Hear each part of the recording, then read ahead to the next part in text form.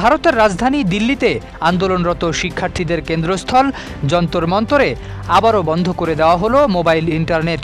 একের পর এক নির্দেশ জারি করে ইন্টারনেট বন্ধের সময়সীমা বাড়াচ্ছে কেন্দ্রীয় সরকার। তবে সরকারের এই পদক্ষেপেও থামেনি আন্দোলন, বরং বিকল্প উপায়ে যোগাযোগ চালিয়ে যাচ্ছেন বিক্ষোভকারীরা।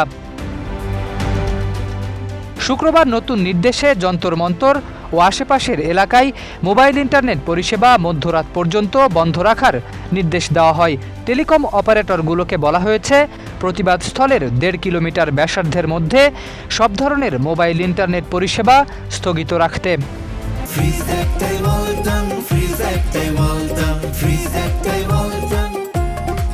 গত 5 দিনের মধ্যে এটি ষষ্ঠবারের মতো এমন নির্দেশ জারি করল ভারত সরকার।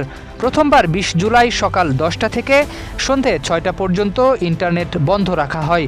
এরপর 22 জুলাই সন্ধে থেকে পরদিন সকাল পর্যন্ত আবারও পরিষেবা বন্ধ রাখা হয়।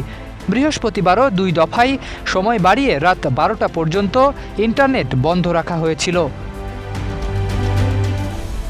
ইন্টারনেট বন্ধের আওতায় থাকা এলাকাগুলোর মধ্যে রয়েছে Janpath market, Le Meridien hotel, Shangri La hotel, national media centre, Indian women's press কর্পসের কার্যালয় সহ কনট প্রেস সংলগ্ন বেশ কয়েকটি গুরুত্বপূর্ণ এলাকা।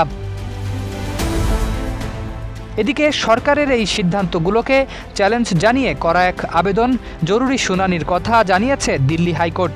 ফলে ইন্টারনেট বন্ধের বৈধতা নিয়েও শুরু হয়েছে নতুন আইনি লড়াই। বারবার মোবাইল ইন্টারনেট বন্ধ থাকলেও আন্দোলনকারীরা থেমে নেই।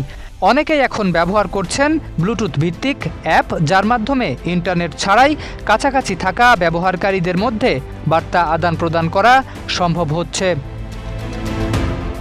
শরীফ উদ্দিন, ইত্তেফাক নিউজ।